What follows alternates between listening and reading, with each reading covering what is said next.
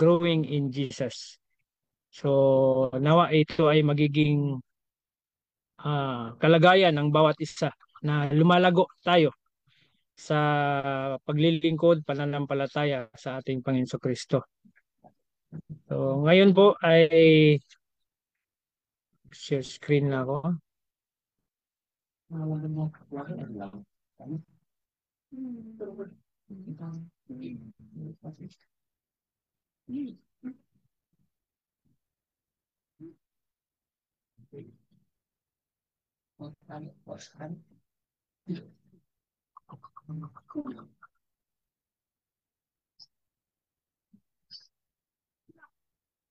Happy Sabat din sa ating mga kasama dito sa Facebook Live at ganoon din sa Zoom at sa aking mga regular na kasama po dito sa Puerto Princesa.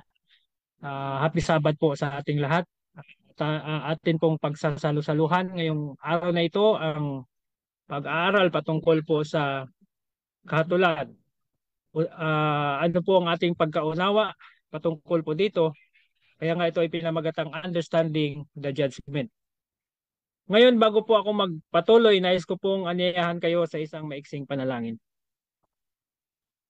Muli po, Amang Banal, ang tahan mo sa kitasan ng langit at mga langit, maraming salamat po sa pagkataon na muli pong makapaglingkod sa iyo. Naway samahan kami sa pamamagitan ng iyong banal na espiritu at higit sa lahat ang iyong mga piling anghel upang magpanatili po sa aming kaayusan. Bigyan niyo rin po kami ng maayos na signal upang kami po ay makapagbigay ng maayos na serbisyo sa bawat isa at maluhati po ang iyong dakilang pangalan. Patawarin kami sa mga pagkulang at pagkasala, ang lahat ay sinasamo, hindi po sa aming sariling karapatan, kundi alang-alang lamang sa aming Panginoon Kristo. Amen. So understanding the judgment. Alam po natin na sa mga nag-aaral po ng prophecy, tayo po ay nasa panahon na ng judgment. So napakahalaga na maintindihan natin ano ba ang ating ano yung ating magiging gawain habang tayo po ay nasa panahon ng judgment. At ano po ang proseso ng judgment?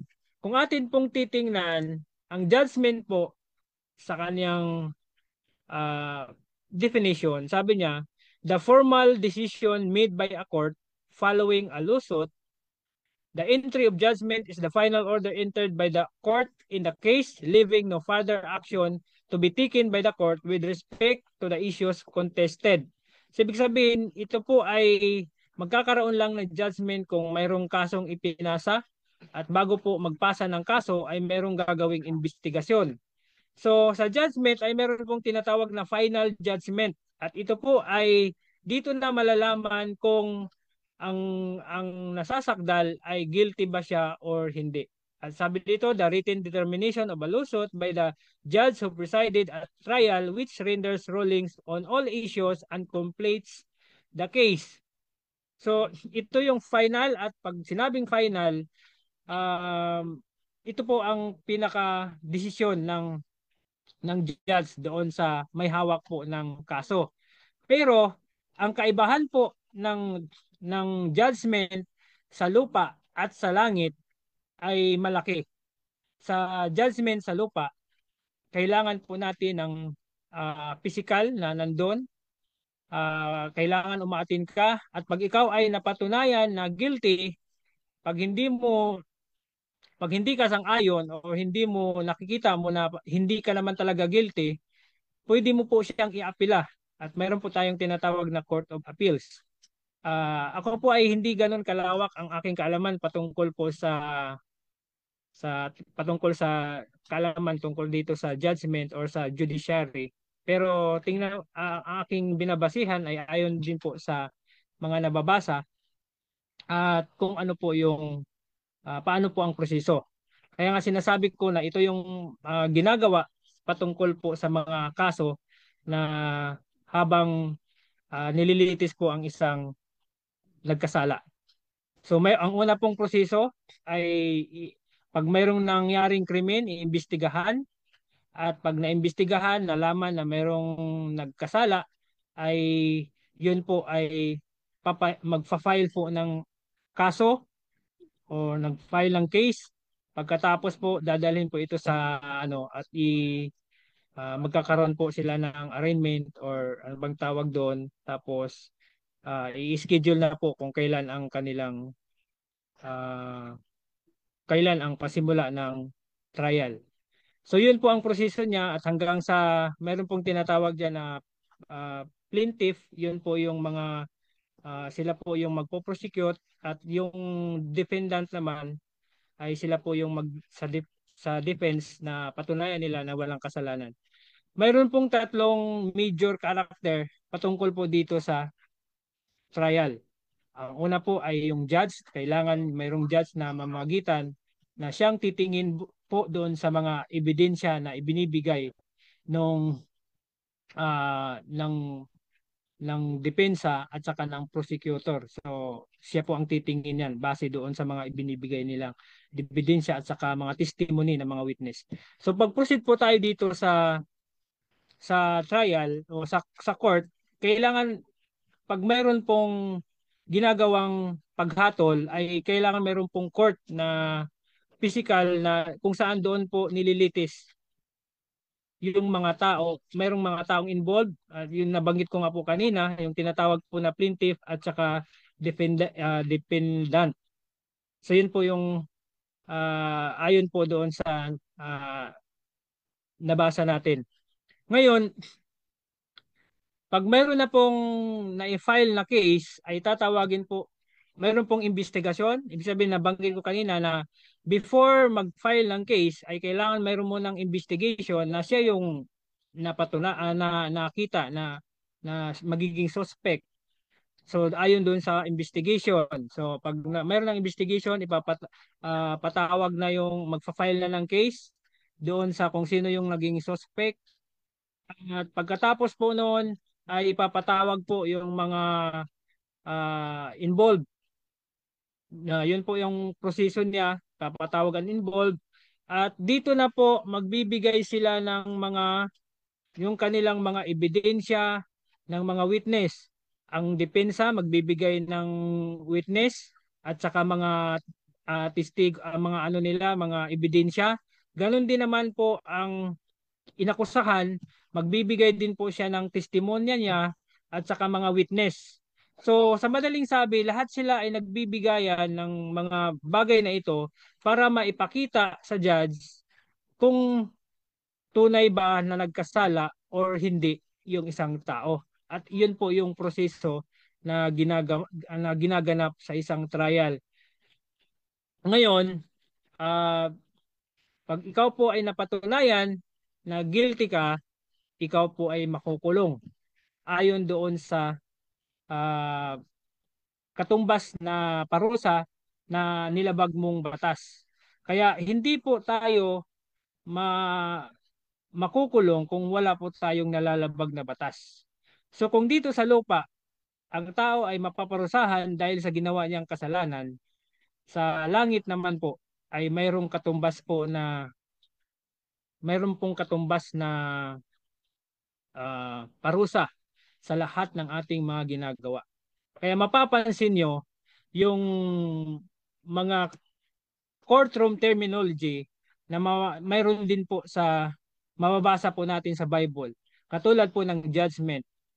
Ito po ay mabasa natin in 294 verses. Sa judge, mayroon 191. Yung court, mayroong 147. Witness, 135. Testimony, 76. And mediator, 7. So yan po ang bilang ng mga verses na mababasa natin itong terminology na makikita lang natin or maririnig natin doon sa judgment hall or sa trial. Kaya ibig sabihin ang Bible or yung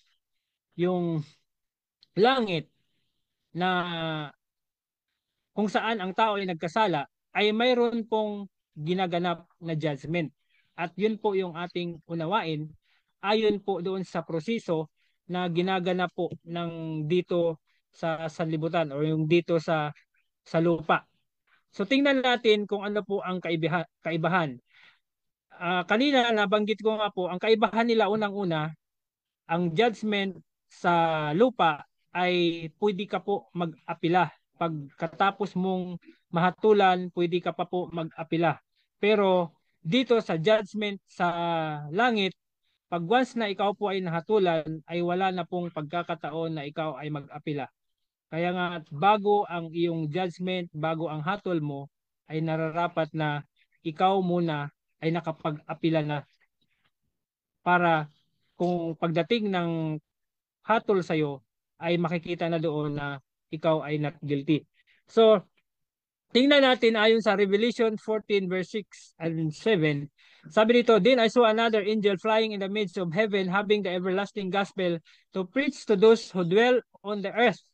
At sabi diyan, to every nation, tribe, tongue, and people, sing with a loud voice, fear God and give glory to Him, for the hour of His judgment has come.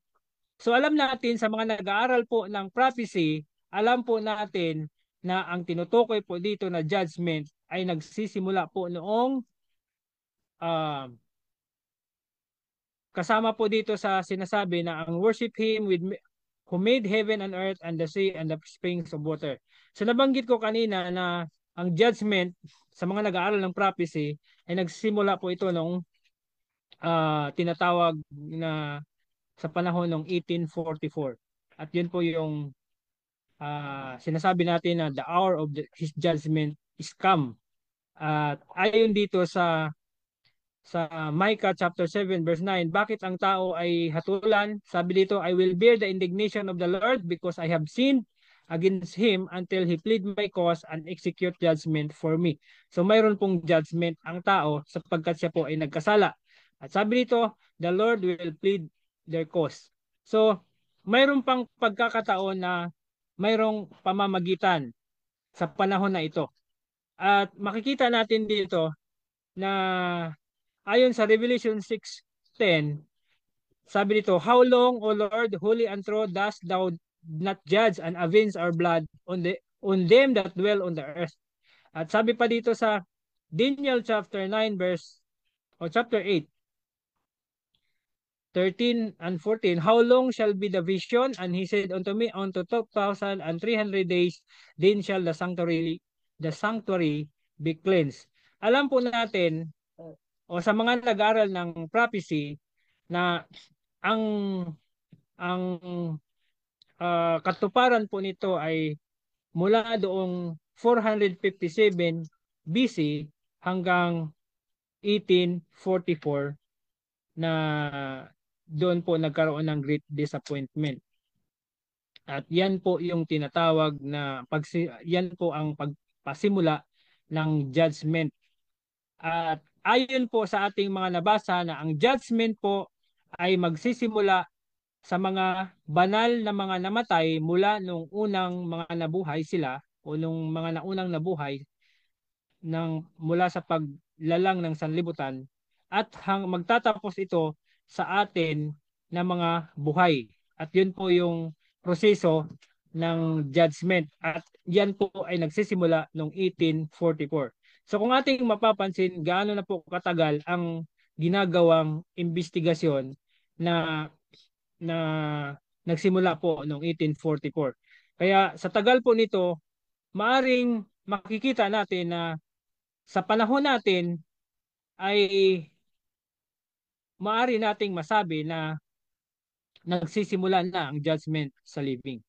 Kaya nga makikita natin na mayroong mga tao na sa kanilang buhay nagko-close of provision sila sapagkat ang buhay nila ay mayroon ng nakatakdang kahatulan. So magpapatuloy tayo. Sabi dito,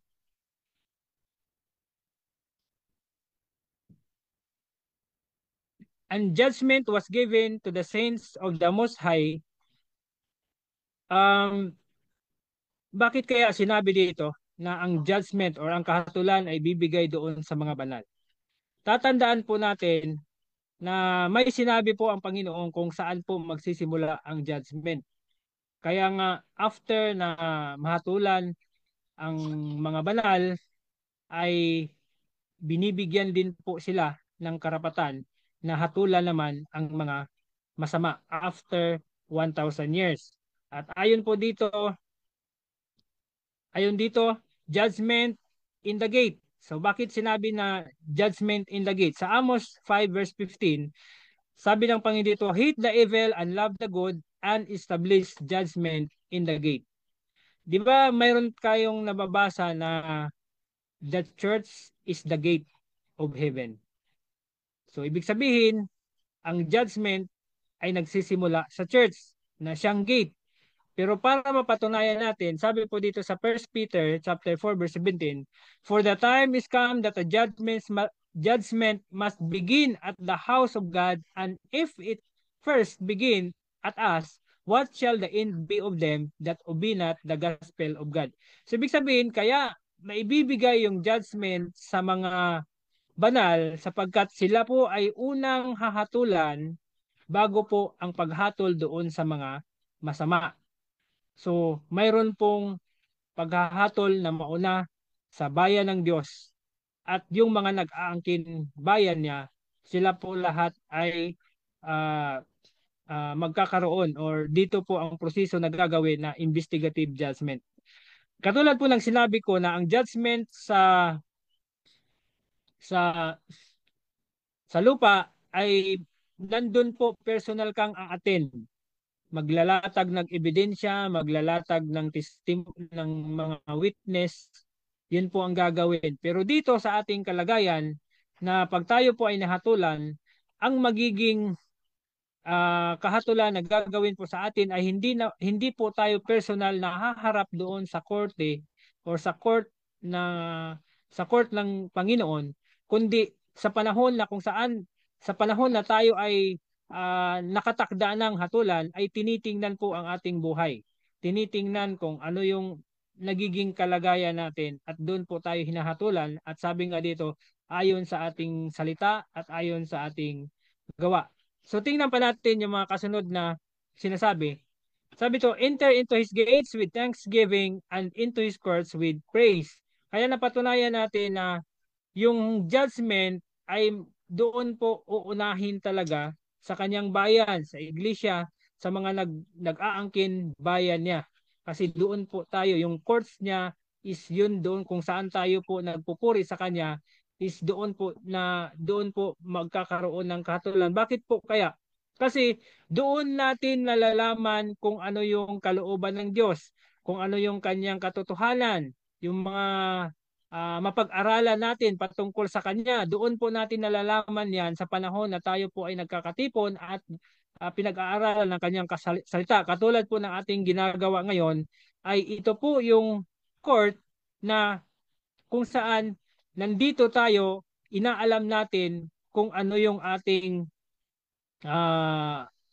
kung paano natin ginaganap yung ating mga natutunan. Kasi paglabas natin dito o sa panahon ng pagkatapos ng ating pagsamba, doon na po yan malalaman kung tayo po ba ay sumusunod doon sa mga nabasa natin, sa mga narinig natin o nakita natin, sinusunod ba natin ito? At doon po yung paghatol na gagawin po sa atin. Sa ating pagpapatuloy, sabi pa dito, the testimony of witnesses. Di ba po sa judgment sa lupa, kailangan magbigay sila ng mga witnesses. Mayroon silang kukuhain mga witness para magpatunay na wala silang ginawang kasalanan. Yung iba naman, nagdadala sila ng witnesses para patunayan na ikaw ay nakita nila na nagkasala. So yun po ang ginagawa doon sa judgment sa lupa. Pero dito sa atin, wala pong ibang magiging witnesses kundi tayo mismo, sarili natin. Ang sabi diyan, and ye shall be witnesses unto me. So paano tayo magwi-witness? Kung ano yung ating nakita, nabasa, na nalaman patungkol sa Diyos, yun po ang magiging witness sa atin, yun po ang magwi-witness sa atin, at yun po ang maghahatol sa atin na kung paano natin siya sinunod. At sabi pa dito, in the mouth of 2 or 3 witnesses shall every word be established. So, mapatunayan ito kung halimbawa na nabasa natin, narinig natin, ilang beses natin siya na nabasa, nalaman. So, ibig sabihin, dapat tayo mismo nakapagpatunay na ito po ay katotohanan ng Diyos. Ito po ay dapat kong lakaran. Ngayon, sabi pa dito sa kasunod, na dapat ay hindi tayo magiging false witness. Paano ba tayo magiging false witness? Ito ay sa commandment sa commandment 9. Sa o pang 9th commandment, sabi sa Exodus 20 verse 16, thou shalt not bear false witness against thy neighbor. So, isa po sa mga pinapakita dito, paano tayo magiging false witness? Unang-una, kung ano po yung lumabas sa bibig mo, dapat po ay yun ang sinisikap mong ginagawa. Halimbawa, ikaw ay nagsasalita na ayon doon sa nabasa mo or na nakita mo, narinig mo. So, ibig sabihin, dapat maging witness ka nun na yun din ang ginagawa mo. Katulad din po sa ikaw mismo nakabasa, ikaw mismo ang nakarinig. So dapat magiging witness ka, dapat ikaw mismo ay lalakad ayon doon sa lakad na kung ano yung narinig mo at nabasa. Hindi tulad ng dito, magiging false witness tayo kung halimbawa nabasa natin, narinig natin, or sinasalita natin pero hindi naman natin ginagawa. Magiging false witness tayo sapagkat iba yung bukang bibig mo, iba rin yung ginagawa mo. At yun po ang magiging false witness tayo. At sabi pa dito, ito po ay mabasa sa Great Controversy. While Jesus is pleading for the subjects of His grace, Satan accuses them before God as transgressor. So kung sa kahatulan sa lupa, kung ikaw yung nagkasala, mayroong mag-a-accuse sa'yo. Mayroong maghahain sila ng ebidensya na ikaw nakita namin, mayroong witness kami. So dito sa atin, spiritually, habang ang Panginoon natin ay nagsusumamo sa Ama na ikaw ay mapawalang sala, si Satan ay nag-a-accuse din naman sa harap ng Diyos na papakita niya na itong taong ito na sinasabi mong mabait, mabuti, ay makasalanan yan. Ito yung mga kasalanan niya. So yun ang ginagawa ni Satan. Satan accuses them before God as transgressor. Kaya kung si Satan nag-accuse, so yun yung mga kapwa natin, mga kapatiran natin na walang ibang ginagawa kundi ang mag-accuse din naman sa kapwa niya kapatid, ibig sabihin hindi po natin ginagawa ang kalooban ng Diyos kasi trabaho po yan ni Satan. Kaya ibig sabihin magiging kasangkapan po natin, magiging kasangkapan po tayo ng kaaway ng Diyos na si Satanas kung ginagawa po natin itong bagay na ito.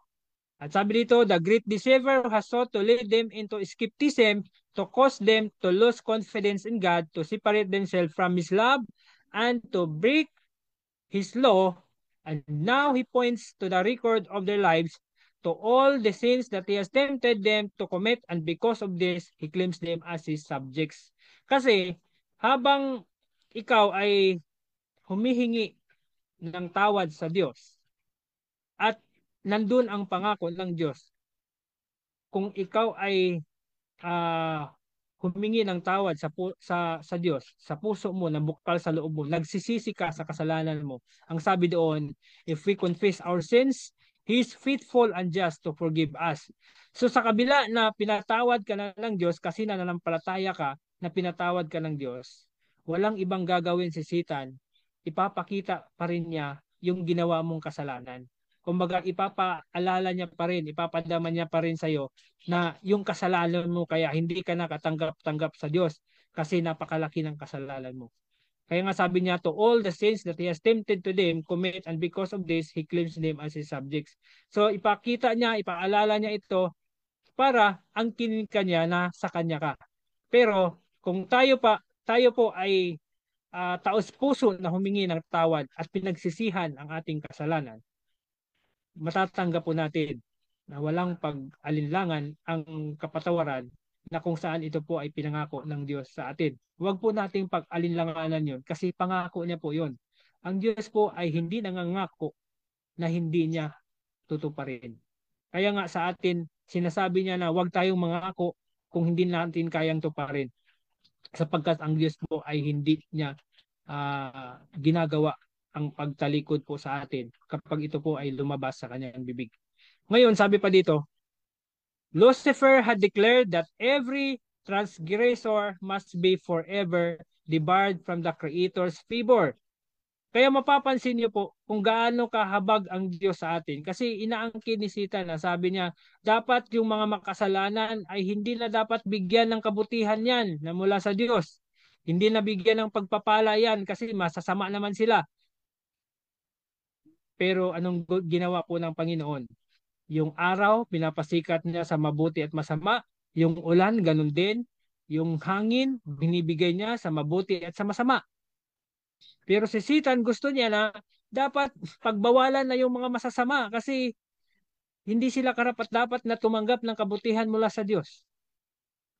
Sabi nito, he had claimed that the sinful race were placed beyond redemption and were therefore his rightful prey. So lalo na yung mga tingin natin napakasama, napakalaki ng kasalanan, ang ginawa ng mga kasalanan ay karumaldumal na tinatawag. Minsan yun ang sinasabi ng kaaway na wala na kayong pag-asa, wala na kayong karapatan na mabuhay.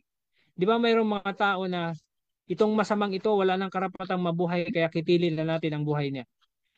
Kahit sino man po wala tayong karapatan na magbawi ng buhay sapagkat ang creator lang ang may karapatan. Kaya nga yung buhay natin kung ating inilagak, ipinagkatiwala sa Diyos, hayaan natin siya na kung hanggang saan tayo bibigyan niya ng pagkakataon. Kaya nga habang tayo ay buhay, gawin po natin kung ano yung nararapat. Gawin po natin kung ano yung kaya nating gawin sa pagluwalhati po ng pangalan niya bilang pagtugon po natin sa pag-ibig na unang ipinadama po sa atin ng ating Panginoon. So, dito, maging yung mga anak ng Diyos ay kiniklaim din naman ni Satan na sa kanya yan, katulad sa mabasa natin sa Job chapter 1 and 2 na sinasabi doon, kaya lang naman si Job nagtatapat sapagkat siya ay binabakuran ng Diyos o binibigay yung pagpapala. Ganun din naman kay Joshua na high priest, kay Moses. So tandaan natin na lahat ng mga records na ito, sila po ay uh, nanampalataya sa tagapagligtas. Kaya po naangkin nila, natanggap nila yung buhay na narapat po sa kanya. Pero si Satan, gusto niya na kahit anak ka ng Diyos, sa kanya ka pa rin. Kasi kahit nandun ka na sa panig ng Diyos, gusto niya pa rin na aagawin ka. Pero ang Diyos po natin, hanggat ikaw po ay nandun ang pagsisikap mo na sundin ang kanyang kalooban, ay hindi niya po hayaan na ikaw po ay maagaw sa kanya. At sabi dito sa panahon po ng judgment, sabi to, the Ancient of Days is God the Father. Is He the source of all being? It is He, the source of all being, and the fountain of all law that is to preside in the judgment, and holy angels as ministers and witnesses attend this great tribunal. So tingnan nyo lang po ang eksena, katulad nung pinakita kong picture kanina, mayroong judge, siya yung tinatawag na presiding judge, at mayroong mga nandun yung inakusahan at nandun din yung nag-aakusa. At alam naman po natin na bawat isa ay mayroon pong tagapamagitan. Ibig sabihin yung tinatawag na mga attorney. So sila po ang nagdidipinsa doon sa kanilang mga kliyente. So dito makikita natin na ang Ama natin ay mayroon pong tagapamagitan sa kanya para sa atin. At walang iba po. Sino po yun? Sabi po dito sa Psalms 50 verse 6, for God is judge himself, and if any man sin, we have an advocate with the Father, Jesus Christ the righteous. So kung titingnan natin yung eksena, si Jesus Christ pala ang ating attorney, ang tagapagtanggol. So ibig sabihin, kung si Jesus Christ ang ating tagapagtanggol, alam natin na sa record ng buhay ng ating Panginoon, ay kailanman ay hindi po siya natatalo sa anumang laban. So, ibig sabihin, mapapatunayan natin, makakasiguro tayo na pag si Jesus Christ ang piliin natin na tagapamagitan natin mula sa Diyos, ay makakasigurado tayo na hindi po tayo matatalo hanggat tayo po ay nagtitiwala at sinusunod natin kung ano po ang kanyang tagubilin. At sabi niya, Jesus will appear as their advocate to plead in their behalf before God. So biruin mo, gaano ka kabango, kaganda sa pandinig ng ating Ama na kung saan yung nagsusumamo sa Kanya ay nagbuwis na ng buhay para doon sa Kanyang mga dinidipinsa. Ganun po ka, ka ganun kabigat, ganun kalalim yung gagawin ng ating Panginoon na siyang magdidipinsa sa atin. Kaya nga po 'di ba, gusto niyang mapatunayan na dapat yung kanyang ididipinsa ay makikita niya na karapat dapat din naman para doon sa kanyang ginawa. Kasi sayang po yung pagkakataon. Kung tayo po ay matalo sa laban ng buhay natin na ito at mapatunayan tayong nagkasala, so siyempre haharapin natin ang parusa na narapat po doon sa mga nagkasala.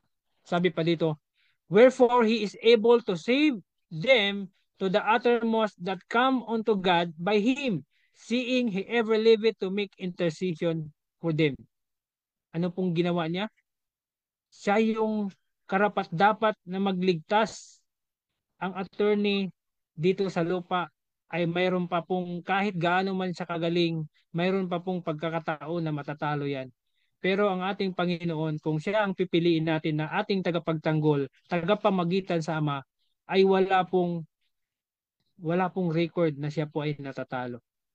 Kaya dito makikita natin, sino po, kaninong panig yung ating papahalagahan ngayon.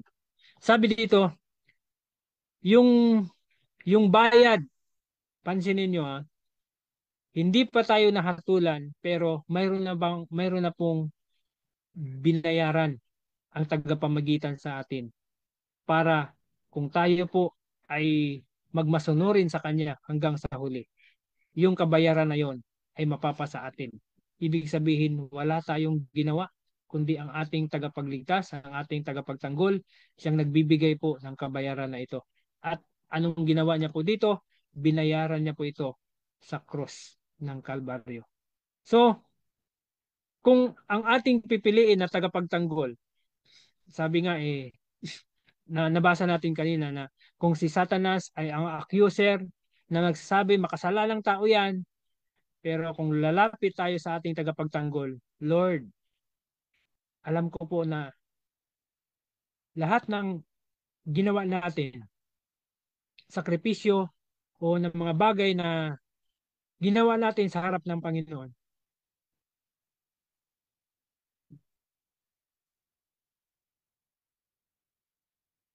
pasensya lang po medyo naging emotional lang ako.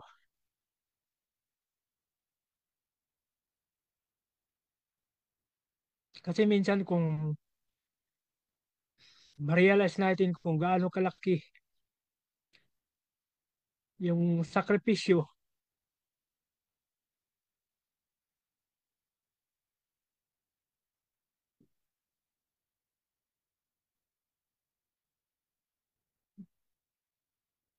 na ginawa ng ating Panginoon para sa atin.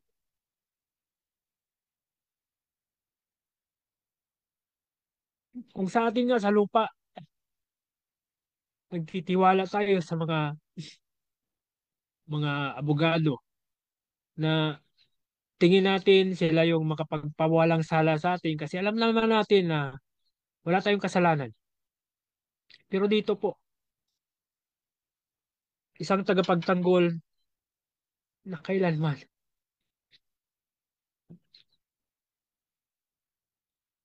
maging yung kanyang buhay ay hindi niya po isinalang-alang para sa atin.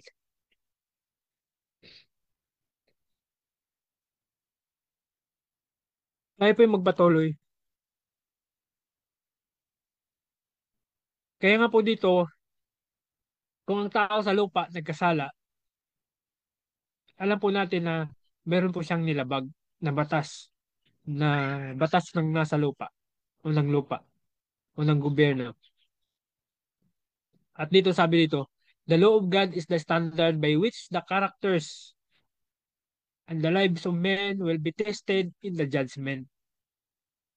So, ganun din naman po sa langit. Kaya po, kailangan natin ng tagapamagitan sapagkat nalabag po natin ang kautusan, ang utos ng Diyos na siyang pinaka-pundasyon ng gobyerno sa langit. Pundasyon at siyang karakter mismo ng ating nag, naglalang po sa atin. Kaya nais niya na doon sa binibigay niyang batas ay susunod po tayo doon sapagkat yun po ang pundasyon ng kanyang gobyerno. Gusto niya na mapanumbalik po tayo doon. At kaya nga po, kailangan natin ng tagapagtanggol, kailangan natin ng tagapagligtas upang ipaunawa, ituro po sa atin paano po tayo mapanumbalik. At wala po siyang, bagamat hindi po natin siya ngayon na kasama personal. Pero yung kanyang salita po ay nanatili para mag-iwan sa atin ng turo na kung paano po tayo lalakad, susunod, upang mapanumbalik po yung ating ugali, yung ating kalagayan bilang kanyang mga nilalang nung una na hindi po nagkakasala. So wala pong ibang rason ang Diyos kung bakit niya nais na iparating ang katotohanan na ito sa sanlibutan sapagkat nais niya na ang tao ay mapanumbalik sa kanya kung paano siya nito ginawa nung una. Ngayon sabi po dito, sa panahon po ng trials ng dito sa lupa, kailangan po ng mga testimony. At ang testimony po ay binubuo po yan ng testimony ng witness, testimony po ng ng inakusahan or maging yung mga ebidensya na nakala po. Yun po ang tinatawag na testimony pag yun po doon sa trial. Dito sa atin sa spiritually, ito din po ang gustong uh, nasabi nga ng Panginoon, bind up the testimony, seal the law among my disciples.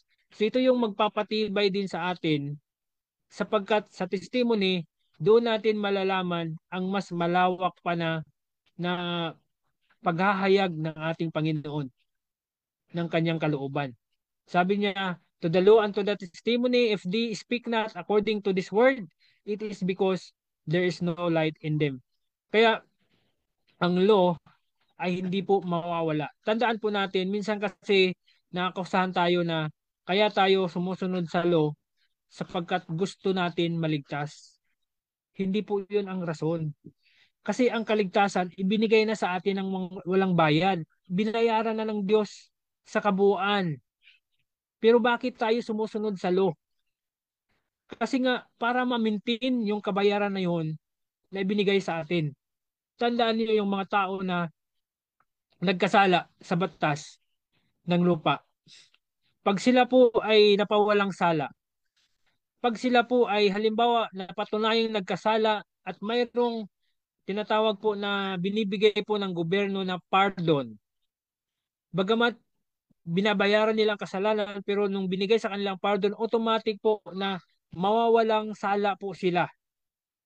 So nung sa panahon na nawawalang sala na po sila at sila po ay wala na doon sa kulungan, babalik na po sila sa komunidad. Gagawin pa po ba nila uli yung ginawa nila dati na kung saan nagkasala sila at nakulong? Ganun po din po yung ating ginagawa ngayon. Sapagkat pinawalang sala tayo ng Diyos at gusto natin ma-maintain yung ginawa ng Diyos sa atin, kaya sinusunod na po natin ang utos ng Diyos na kung saan yun ang dahilan kung bakit mayroon pong napako sa krus. Kasi kung wala pong nagkasala, wala din pong mapapako sa krus. At yun po yung dapat maintindihan ng bawat isa na akala nila sinisikap natin sundin ang utos dahil gusto natin maligtas. Kundi kaya natin sinisikap na sundin ang utos kasi gusto natin mamintin ang kaligtasan na mayroon tayo na unang sinakripisyo o ginawa ng ating Panginoon sa Kristo. Kaya nga sabi niya, for God so loved the world that He gave it His only begotten Son, for those who believe it in Him should not perish but have everlasting life. Yun po ang ating minimintain. Kaya nga sinusunod natin ang utos niya. Kaya nga sabi doon, uh,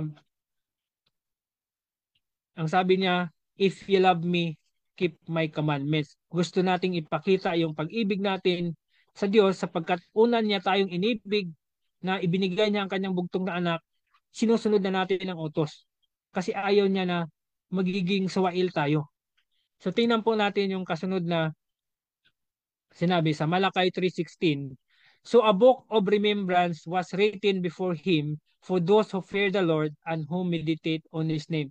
Tandaan po natin na sa final judgment, halimbawa sa trial po, babasi ang babasihan po ng judge na para makapagbigay siya ng hatol doon ah, sa nagkasala ay yung aklat, yung record na ipinresenta ng depensa at ipinisinta din naman ng mga nag-akusa. So lahat po yan pag-aaralan niya at babasi siya doon ng kanyang hatol. So dito po sa atin, ganun din po.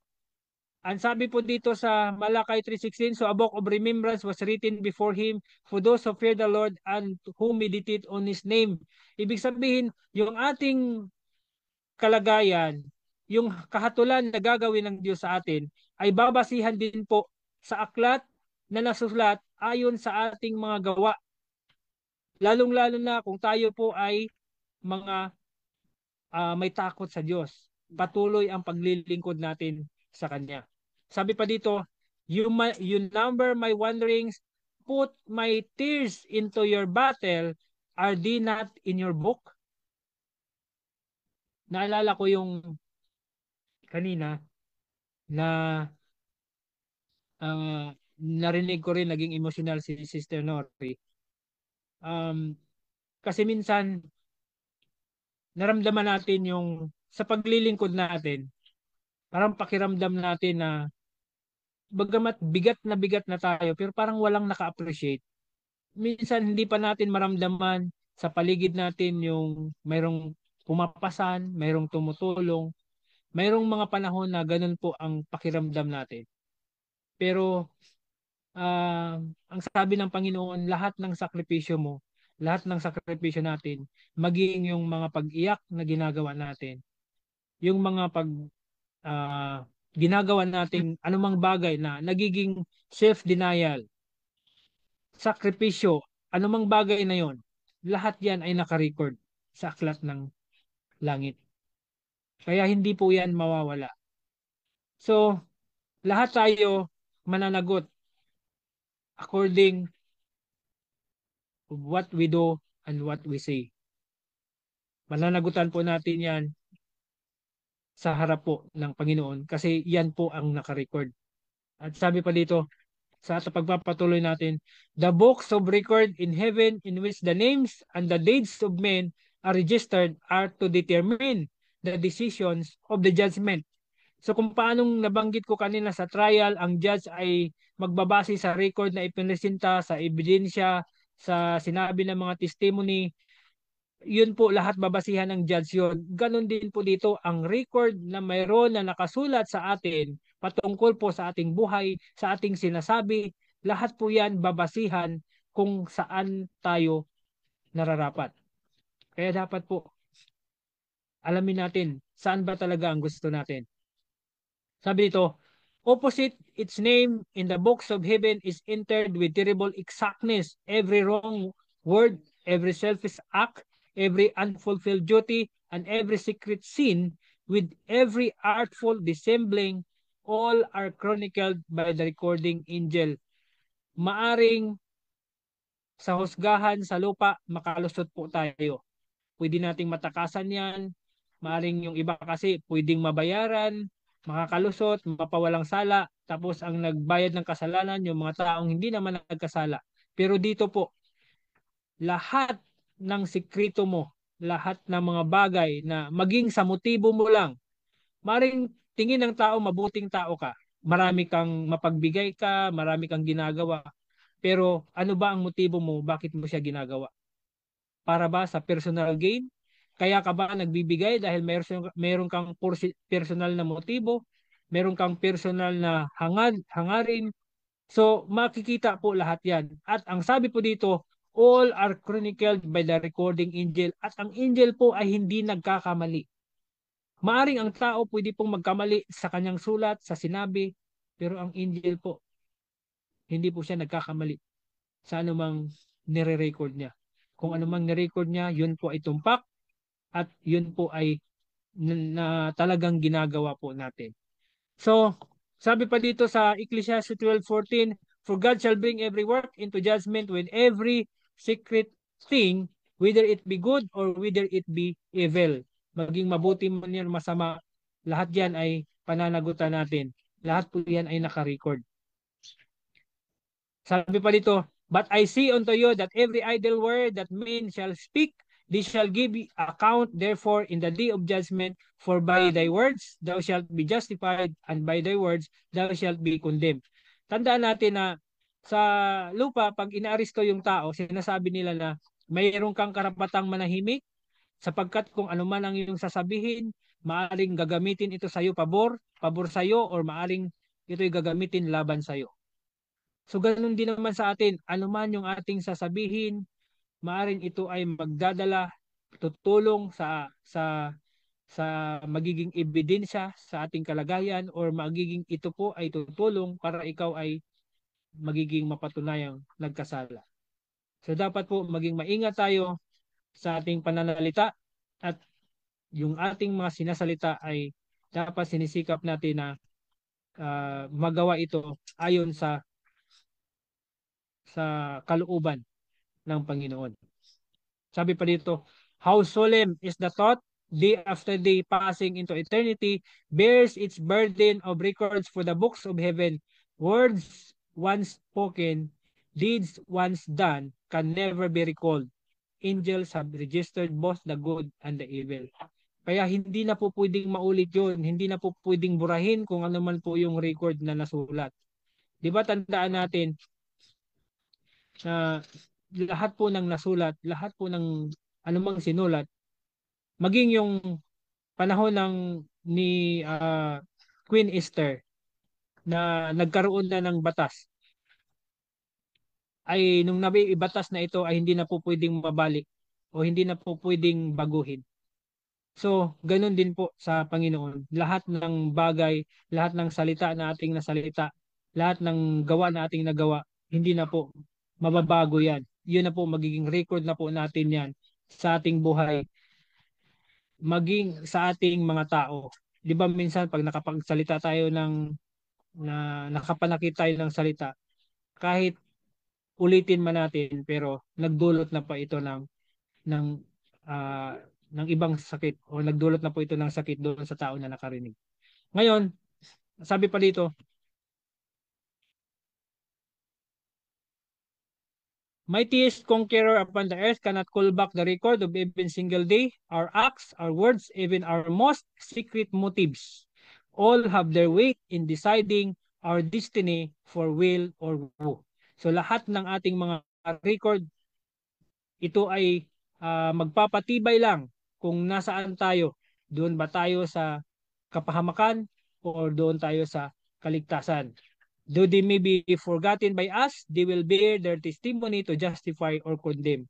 So maring sabi nga dito tayo, nalimutan na natin ito, anumang bagay na ating ginawa o nasalita, pero ito ay magbibigay sa atin ng linaw na kung saan tayo. Tayo ba ay mapawalang sala o tayo ay mapatunayang makasalanan. Sa kasunod, Sabi po dito sa Deuteronomy chapter 30 verse 19, I call heaven and earth to record this day against you, that I have set before you life and death, blessing and cursing, therefore choose life, that both thou and thy seed may live. So piliin po natin ngayon sa bawat araw na kung ano po ang gusto nating i-record sa langit o gusto nating i-record ng anghel. Sa bawat araw na inilalagi natin habang nandito po tayo sa lupa, ano ba ang gusto nating i-record ng anghel sa langit? Yun ba yung pagsisisihan natin sa huli? O gusto natin na yun yung magpapatibay sa atin na tayo ay karapat-dapat para sa kaligtasan na ibinigay sa atin ng ating tagapagtanggol o ng ating tagapagligtas? At sabi dito, that I have set before you life and death, blessing and cursing, therefore choose life, that both thou and thy seed may live. So, sa ating huling babasahin, sabi niya dito, let us therefore come boldly onto the throne of grace, that we may obtain mercy and find grace to help in time of need. Mga kapatid, sa oras po na ito, alam po ng Panginoon na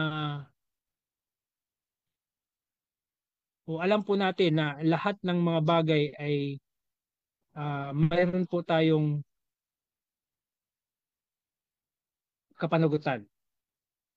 Sa atin, kahit sa ayaw at sa gusto natin, kung ang gobyerno nga sa lupa, mayroon silang batas, lahat ng lumabag doon ay pinaparusahan. Sa Diyos po, bagamat mayroon siyang awa, pero lahat ng mga tao na ayaw na isuko ang kanilang sarili, ayaw gawin ang kanyang kalooban, ayaw magsisi, ayaw talikuran ang pagkakasala. Lahat po yan, kanila pong tatanggapin ang parusa na nakalaan po para doon sa mga makasalanan. So nawa, katulad po ng ating nabasa, sa bawat araw gusto ng Diyos na ang i-record dapat sa ating uh, ng recording angel ay dapat po yung mga bagay na magpapatunay na tayo po ay karapat-dapat na bilang mamamayan sa langit. Hindi po dapat sana na magpapatunay na ikaw ay tunay na makasalanan. At ang kaaway wala pong ibang gagawin habang tayo po ay nasa lupa. Alam niya po kung gaano na lang kaiksi yung ating panahon. Alam niya po kung gaano na lang ka uh, yung kanyang inilalagi dito sa sanlibutan ito. Kaya wala po siyang ibang gagawin kundi lahat ng bagay gagawin niya upang marami po siyang madamay, marami po siyang maakay.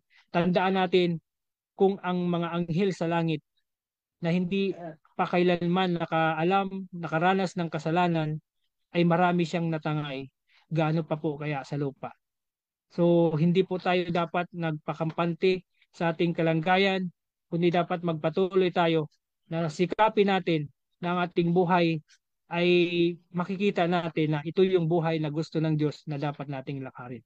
Pagpalain po tayo ng Panginoon at maraming salamat po sa inyong kinig. Happy Sabbath po sa ating lahat.